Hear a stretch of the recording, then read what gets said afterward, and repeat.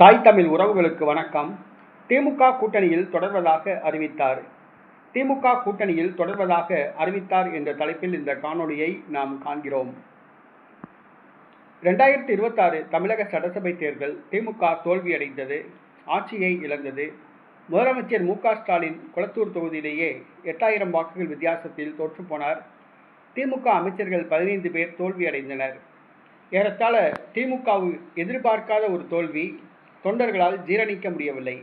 தேர்தல் தோல்விக்கு பிறகு திமுக கூட்டணி கட்சிகள் கூட்டணியை விட்டு விலகிச் சென்று விட்டன. அதில் ஒரு முக்கியமான கட்சி இந்திய யூனியன் முஸ்லீம் லீக் கட்சி.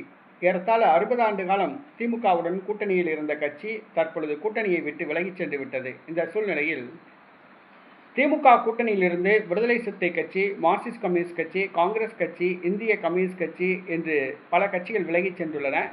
மதிமுகவும் விரைவில் விலகிச் செல்ல திட்டமிட்டுள்ளது. தற்பொழுது திமுக கூட்டணியில் தொடர்வதாக ஒரு கூட்டணி கட்சி அறிவித்துள்ளது.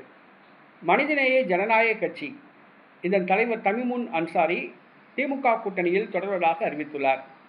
2016ஆம் ஆண்டு அதிமுகவுடன் கூட்டணி அமைத்து சட்டமன்ற உறுப்பினரானார்.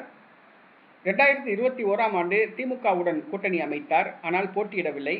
2026ஆம் ஆண்டு சிதம்பரம் தொகுதியில் போட்டியிட்டு தற்பொழுது தமிழக சட்டசபைக்கு தேர்வு செய்யப்பட்டுள்ளார் தமிமுன் அன்சாரி. தாங்கள் திமுக கூட்டணியில் தொடர்வதாக அறிவித்துள்ளார். திமுக கூட்டணியிலிருந்து பல கட்சிகள் விலகிச் சென்றுள்ள நிலையில் திமுகவின் ஒரு முக்கிய கட்சியான தமிமுன் அன்சாரியின் மனிதநேய ஜனநாயக கட்சி திமுகவில் தொடர்வதாக அறிவித்திருப்பது திமுகவுக்கு சற்று நிம்மதியை கொடுத்துள்ளது.